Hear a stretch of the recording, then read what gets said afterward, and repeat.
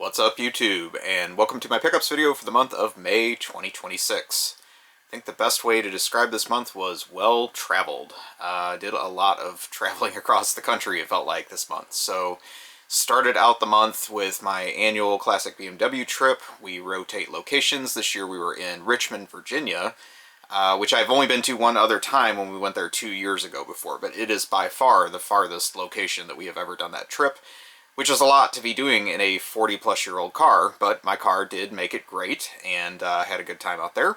And did some game hunting in my spare downtime while I was out in Richmond, as well as on the way, since I was driving the whole way. So definitely was a fun journey, put over 2,000 miles on my car, and I got to see some parts of the country I don't get out to too often, especially some of rural West Virginia, which is very pretty.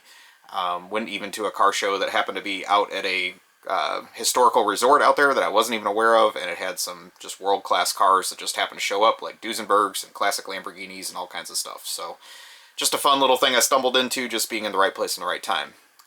So I did that trip. I also visited some other things along the way coming back, and then a few weeks went by and I did another short trip to Florida. Hit some more minor league ballparks out there. Got to see a little bit more of the state that I'd never been to before, which really wasn't that thrilling. They were kind of rural places. And then no sooner than I got back from that trip, I did a short work trip to Kansas City, which was not that far, but one of my regular haunts, and went to a couple game stores up there that I don't typically get up to just because they're in a neighborhood I'm not really in too often when I'm in Kansas City. So got to see some different stuff there as well, and can honestly say one of the stores up there was very well stocked. So, didn't get a whole lot of stuff this month, but I did get some really cool upgrades of things throughout the month, and just really happy with some of the finds I had, just being very choosy along the way with some of the places I went. First thing I got was actually kind of related to some new game stores that just opened in my home of St. Louis, and they're part of a franchise setup, it sounds like, called Pay More, which on the surface sounds like a really weird name for a retail store. Why would you want to pay more? But the concept is that they are looking to buy stuff by paying more than the competitors, I guess is their whole shtick. What's interesting about their model is they really just seem to be buying stuff to pretty much be a front to sell it on their eBay store or on their website. And what's kind of nice about that is you can buy stuff from any Pay More location through their website. Lists their full inventory, including all their games, including pictures, all that kind of stuff. So, kind of fascinating. So I did go to one of the local Pay More stores that opened up. They had hardly any games in stock. They do also sell electronics and other stuff too. But they did encourage me to check out the website, and by doing that, I found out that they had some pretty obscure titles at some of the locations throughout the U.S. Doesn't really seem to be a big rhyme or reason where they're located, again, because I guess they're franchised. That's where they're just popping up here and there, but it does seem to be growing pretty quick. And I guess the model is, again, just, you know, pay people off the street a little bit more and then flip stuff on their eBay store as well as their individual websites. So what actually happened here was through that, looking on their website, I found a store in California that had a lot of good Turbografx titles. And it turned out they also were listed on their eBay account, and I offered them a lower price on one of them, and they accepted through messages on eBay. So maybe that's the tip, is shop on their website, which has fixed prices. But then if it's one of the stores that has eBay listings, you might actually get a better deal. So with no further ado, what I found was a complete and outer box Shockman for the Turbografx-16. This is a really fun Mega Man style action platformer. It has some really nice stylish anime style graphics, as you can see from the cover. They actually left the artwork alone on this one because it's one of the later Turbografx titles and has really cool box art. So I think the reason I got a deal on this is I don't think their system differentiated by having the outer box compared to just having the manual and HuCard, which is what comes inside of this one. This is one of the later releases that didn't actually come with a jewel case, so you just got the plastic tray inside, and then you got the manual and HuCard. Well, most people threw out these outer boxes a long time ago, and it makes them pretty collectible, as well as just they look pretty cool if they have good artwork like this one. So this game's kind of had an interesting journey lately. I think it's actually dropped in price quite a bit because there is a reissue of this whole series on Switch and things like that now. So I think, you know, for people that felt like they had to get the original, you don't necessarily have to anymore, but I like the original packaging and all that kind of stuff. But yeah, very fun game. I actually had this one HuCard and manual, so this is an upgrade, getting it nice, complete in the box. and I figured for the price I can just sell off my other one and keep this upgrade version for not too much cost. So thought that was pretty cool. The other thing about this one is it is kind of a convoluted series as far as how it's numbered. So all 3 games were on the PC Engine, as well as I think a few other systems like Super Famicom. Not necessarily a whole series, but some of the titles were. And the first game, the first Shibibin Man is how it's called in Japan, was not released in the US. And so this is actually Shibibin Man 2, which in Japan, which then came here as Shockman 1. And then there actually is a third game in the series on PC Engine CD, which I've had for years. But that one never came out here either, probably just due to this one coming out so late. So kind of weird. We only got the second game in the series, but it is definitely fun and very colorful game. So happy to get this. I don't know if I'm going to go down a rabbit hole of looking for other pay more deals like that, but it just felt like going through their inventory, most of their like modern stuff was actually pretty expensive. And a lot of the more common, or like, you know, more notable retro games, there didn't seem to be any deals. But I guess if you have something that's more obscure like this, some things fall through the cracks and you actually might get a decent price. So hopefully I'm not giving away all my secrets and then that deal is gone. But it worked for me in this case, not necessarily a blanket thing that I saw across their website or their inventory. So we'll see. Apparently we're getting even more of those stores locally. It sounds like they've opened 2 just kind of as a soft launch, but then several more are about to open up. So I may end up even getting one near my house, and I'll just kind of monitor, I guess, what they get in there. But very interesting. They're just very small storefronts. Kind of feel more like a pawn shop, I guess, in the way that you just sell stuff to them, and they just, you know, profit elsewhere on it. But interesting model and a little different than your typical game store. So we'll see how it works out. But very happy to get that one in the complete box. So, didn't find a whole lot in Richmond. I got one thing I'll show you here in a second, but on the way home, I spent the night in Louisville, Kentucky, which was about a little bit over the halfway mark, I guess, on the way back. And had a little bit of time when I woke up in Louisville the next morning and figured, might as well just do some game hunting while I'm here. There's not a ton of independent game stores in Louisville. I've noticed that on past trips there, but there are some just interesting, like, CD and record shops that also sell games and stuff like that there. And so one of them, Great Escape, was closed the day I was there. Apparently they only are open limited days now. But another one that I've been to several times called Book and Music Exchange had a lot of games actually in stock at the location in downtown Louisville. And it's kind of sad because that chain, I've found quite a bit of stuff at some of their stores in Indiana and Kentucky before, but it sounds like they're really down to like just one store left. They've actually closed quite a few of them over the last few years. So this being kind of their flagship location, hope it survives, but they did have some interesting games in stock for sure, as well as a lot of CDs and records that I checked out while I was there too. But what I found in the case, which I, again, wasn't necessarily seeking this out, was another upgrade to a complete in-box copy of a 90s game, and that is Tempo Jr. for the Game Gear. So if you're unfamiliar, the Tempo character had 3 games in the series. They all are on obscure consoles, and I don't think this series really gathered a whole lot of traction in the US, but they tried. They were trying to really make this their key mascot character. Tempo as a character was actually developed by the company Red, which made Bonk as well. So Bonk came before Tempo, and then they, I guess, tried to make Tempo the next Bonk as far as a mascot character.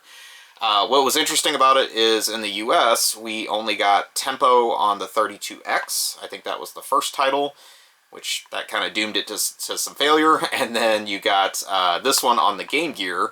But then they really tried to pitch this to like a young market because they released it as part of the Sega Club titles. So you can see that little branding on the top here, which are typically like elementary kids titles, edutainment, stuff like that. So I would not classify this game as that. It is definitely playable to an adult, or at least one that acts like a child like me.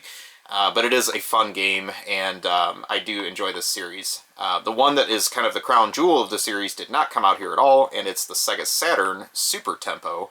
And unfortunately, it's a very expensive Japanese Saturn game. I've wanted it for a long time, just never pulled the trigger on it. But happy to get an upgrade to this one. I think this is a game that there probably aren't a whole lot of complete copies out there. This is one of the sort of later Game Gear releases that came in the purple box.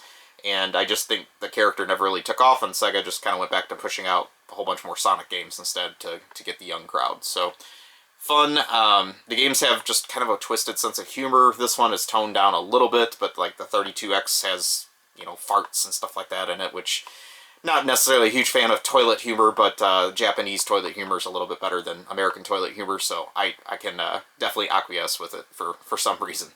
But this one, you know, is very fun too. There is like a music theme to the game, hence tempo being the character. So you have to do things like collect CDs, and then there's like instruments that you play along the way and stuff like that. So kind of an interesting title that not a whole lot of people talk about. I'm not saying it's a fantastic game to play, but it is definitely worth a few minutes of entertainment here and there. So happy to get a complete copy of this, and a nice upgrade for that too. So while we're on the subject of upgrades, while I was in Richmond, I went to a couple game stores there. One I went to when I was there 2 years ago that I thought was decent, and then a new one that I hadn't been to before, which actually had a decent inventory, but just not a whole lot I needed. It was kind of sad because they had systems and things like that that I'd been looking for, but it was all games that I already had. So went back to the one that I had been to before, and they had a lot of manuals in stock this time, which I'm always looking for. And lo and behold, they had one in their case that I have needed for the longest time, and I just keep pushing off buying, mainly due to condition. When I find it, there's always like some kind of problem with it or whatever, but this one was nice. And so I have a manual for Pocky and Rocky on the original Super Nintendo release. I've had the box for this game for probably 20 plus years and just never had the manual for it, so now mine is technically complete. Although there actually was a poster that came with the original release, and I don't have that either. So I don't know if I'm going to continue to chase that down intentionally, but if I stumble on one like this, I'll be happy to get it. So not the rarest manual, but definitely a nice one to have, and Pocky and Rocky just has really cool artwork on it. So I've liked the series since probably the late 90s when I first got into it, and really happy to have this one complete, even though now there is a reissue of this series as well. I do have the manual for Pocky and Rocky 2, the really rare release for Super Nintendo, but I need a box for that one, so that's my other quandary if I want to complete that one. And then the other one that's kind of very difficult to find, Pocky and Rocky with Becky for the Game Boy Advance. Actually bought that one brand new at Toys R Us back in the day, so I have that one complete and very minty. So it would be neat to get my Pocky and Rockies all complete, but these are very desirable titles, this one being probably the lowest price of them, and very hard to find, but definitely cool that Natsume put these out here in the US, so happy to have that as well. I did have a gamble at one of the stores in Florida. Went to a few of the game stores down there this time. It was several that I hadn't been to, but they seemed to be like a lot lesser than some of the ones I'd been to on prior trips. Probably just due to the parts of Florida that I was in, just wasn't really like the biggest touristy areas, so they didn't have as much stuff, just due to the nature of the towns that I was visiting. But they did have one store that had manuals as well, and they actually had a nice display. They like put them up on pegboard, and you could flip through them and everything like that. And I saw this one, and I thought, yeah, I know I need one of the manuals to the Alex Kidd games on Master System, and I couldn't remember which one it was. I don't keep a list of Master System stuff I'm looking for. I just kind of winged it, and it turned out I already had this one. So this is Alex Kidd in High Tech World. It was one of the other Alex Kidd games that I needed the manual for, which was Lost Stars. So I have all 4 of the Alex Kidd games on the Master System that came out in the US. 3 of them are complete, and if I get a manual for Lost Stars, that one will be complete as well. It's not the end of the world. It's not super expensive. It's just one I was hoping to stumble on. But it is very interesting. Master System manuals, you don't typically find. A lot of the games come in the case, but then they're always missing the manual, which is really frustrating because it's hard to find the manuals to make them complete. So I figured I better just take a gamble and go ahead and get this one just in case, and it turned out I already had it. But this one is in a little bit better condition, so I guess I can sell off the other one. The other perk, since it came with this baggie, is it actually had the promotional poster that the game came with in here, and my other copy didn't have that, so I'll take that as a win that at least got an extra one of those out of the deal. But like I said, rolled the dice, turned out I didn't need it, and just, you know, happy to have something to bring back from Florida, because that was the only thing I got on that trip, which was kind of weird. So then, like I said, I did go to Kansas City just within this last week, just a quick work in and out trip, and went to one of the games on the Missouri side of Kansas City, and it's one I hadn't been to a whole lot of times. It really doesn't have a whole lot of history behind it. They had some really good stuff in stock. They had a lot of boxed NES games. They had a Bubble Bobble Part 2 in the box, which I actually have, but mine's kind of beat up, and I even considered upgrading, and then I had them open it up for me, and like the manual had Blockbuster stickers and stuff all over it, and I was like, it's really not any better than what I already had. So neat that they had that. I talked to the owner, or at least the worker, for a little bit, and just, you know, told him I was really impressed. I was like, stores in St. Louis don't really have inventory like this. And he was kind of surprised. He didn't think that they were like really at high tide with some of the stuff that they had, but I said, no, you guys have some pretty good stuff here. So if you're ever up in the Independence, Missouri area, I can't remember the name of the store, but it is a pretty well-stocked store. And there's a couple other game stores around there as well, too. So it just seems to be an area that gets a lot of good trade-ins for some reason. But I did find two things there, or the same thing twice, I guess I should say. They had a bin of manuals. They had a couple bins of manuals. One of them were $1 each, and the other one was $5 each bin. And so I went rummaging through both. I didn't find any actual game manuals that I needed, but I found a couple promotional posters that I was very happy to find in the $5 bin. This is something that's too obscure for most people to probably even care about, but me being a big Taito fan, this was definitely up my alley. These are the Catch the Taito Wave promotional inserts that were very similar to what came in the NES games of the late era, but these are actually the ones that came in Genesis games and Sega Game Gear games.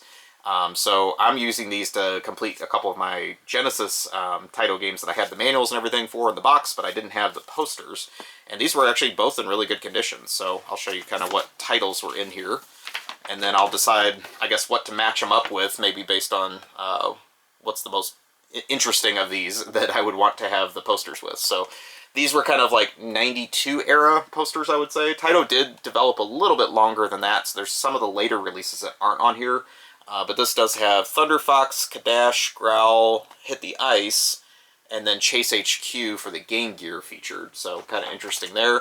But I know it wasn't one of the last ones because it has Flintstones and Chase HQ 2 for the Genesis both featured as coming soon. So apparently those came out a little bit later than some of these other releases. But these posters are both the same. You know, they have the same titles inside them and everything like that. So I'm just going to stick them probably with like Growl and I don't know. What other one would I want to mix it with? Probably Growl and Kadash would be my guess. I'll stick them with those. But always happy to find these, and just very unusual that somebody would be selling these separate, because kind of thing that probably got tossed, you know, immediately when most people bought these games, and they were both in really good shape. So that was what I found in Kansas City. Just like I said, quick in and out trips there, so didn't do any deep dives, but always a good market for finding games, it feels like, from my past trips as well. So that about does it. Like I said, was definitely a good month of travel. I've got a con coming up here in June at the Illinois Game Con that I try to go to every year. So hopefully we'll have some finds to share from that in the next month's video. But thank you very much for watching. Please take a moment, like, comment, subscribe, let me know what you think. And I will talk to you soon. Have a great day or night, wherever you are.